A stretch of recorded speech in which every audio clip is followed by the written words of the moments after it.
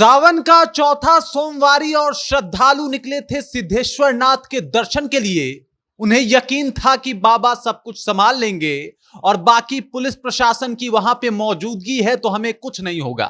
वो जाते हैं, पूजा करते हैं और अचानक जो है वहां पे हंगामा बरप उठता है और हंगामा जब शांत होता है तो 7 लोग की जीवन लीला समाप्त हो जाती है। कई लोग घायल हो जाते हैं और सब लोग का वहां पे जो मौजूद लोग होते हैं यही आरोप होता है कि प्रशासन की चूक है, क्योंकि प्रशासन से यहां कोई नहीं था। एनसीसी और स्काउट गाइड के बच्चों के भरोसे ही यहां की जो भी व्यवस्थाएं हैं उसको छोड़ दी गई थी।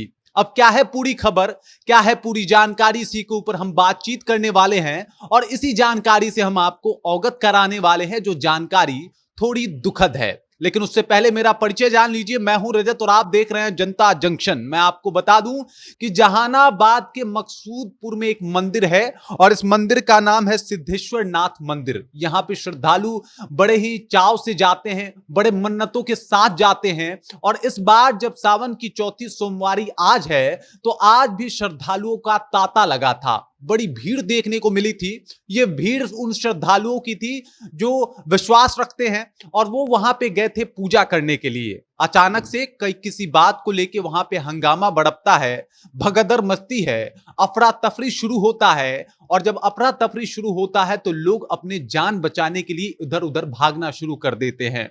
लोगों का यह आरोप भी है कि वहां पे जो एनसीसी और स्काउट गाइड के बच्चे थे, जो लोग थे, वो उन पे लाठी चार्ज भी कर देते हैं।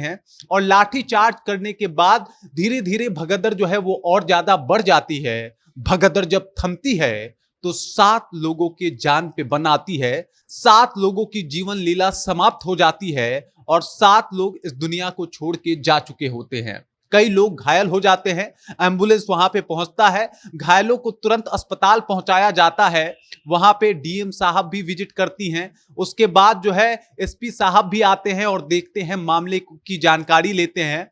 अब मामला अंडर कंट्रोल है ऐसा बताते हैं।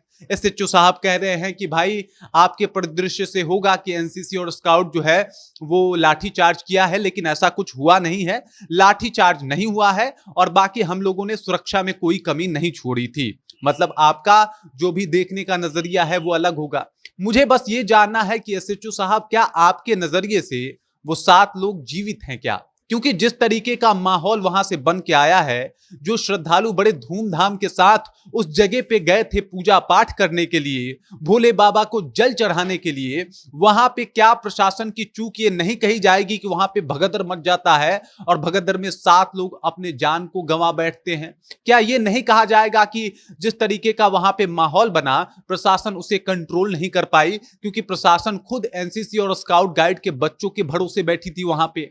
इस तरीके का जब माहौल सामने आता है और एसएचओ साहब बयान देते हैं कि भाई एसपी साहब ने विजिट किया है, डीएम साहिबा ने विजिट किया है, तो अब माहौल अंडर कंट्रोल है। लेकिन माहौल अंडर कंट्रोल होना वो तो ठीक बात है, लेकिन कभी आप उन 7 लोगों की फैमिली से मिलिएगा, फिर बात कीजिएगा एसएचओ साहब, तो आपको पता चलेगा कि वाकई वहां पे कितना बड़ा भीषण हादसा हुआ और वैसा हादसा शायद वो अपने जिंदगी में कभी नहीं भूल पाएंगे। बाकी जो वहां पे बचे हुए लोग हैं वो पीड़ित हैं, परेशान हैं, हॉस्पिटल में हैं, उनके परिजन उनके साथ हैं और भोले बाबा की दुहाई दे रहे हैं कि भोले बाबा की कृपा रही कि ये लोग बच गए, वरना हादसा जिस तरीके से बढ़पा था, जिस तरीके से माहौल बड़ा हुआ था, इसमें तो ऐसा लग रहा था कि कई लोग अपने जान से हाथ धो बैठेंगे।